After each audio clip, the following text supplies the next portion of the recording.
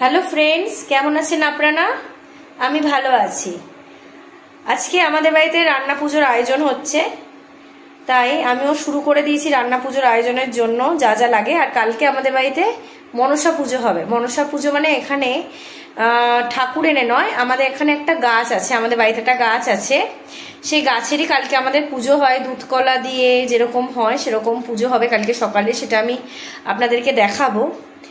আর আজকে তার জন্য আয়োজন হচ্ছে রান্না পুজোর আয়োজন। আজকে রান্না হবে আর কালকে আমরা সেটা খাবো। আজকে রান্না হবে বলতে আমাদের আজকে রান্নার মধ্যে হচ্ছে 7 রকম ভাজা, ইলিশ মাছ ভাজা, মুসুর ডাল, নারকেল দিয়ে, আর হলো ভাত। আজকে যেটা আমরা খাবো, এই সবকটা রান্নাই সব জিনিসই আমাদের আজকে একটু একটু করে হলেও খেতে হবে। খাওয়ার পর শঙ্খ বাজিয়ে ভাতে জল ঢেলে ধূপকাঠি জ্বালিয়ে তারপরে ঢাকনা দিয়ে দিতে হবে, প্রণাম করে নিতে হবে।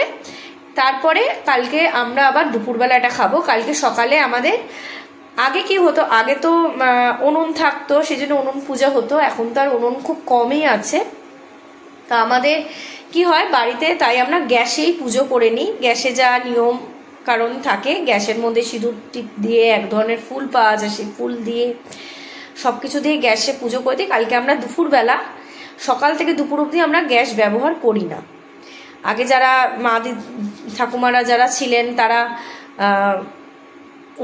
উনুন ব্যবহার করতেন না, ঠিক সেরকম আমরা কি করি, এখন তার উনুনের ব্যবহার কমেই গেছে। তো আমরা যারা এখন পারি না উনুনে ব্যবহার করতে, সত্যি কথা বলতে আমি তো পারি না, জানি না কি করে করে, সেই জন্য গ্যাসেই পুজো করা হয়। তো তাই রান্না পুজোর আজকে আয়োজন চলছে। এটা আমাদের খুবই ইম্পর্টেন্ট একটা বলতে পারে রিচুয়ালস, তো সেই জন্য তারই আয়োজন। তো কি করছি আমি তাই দেখাবো আপনাদেরকে।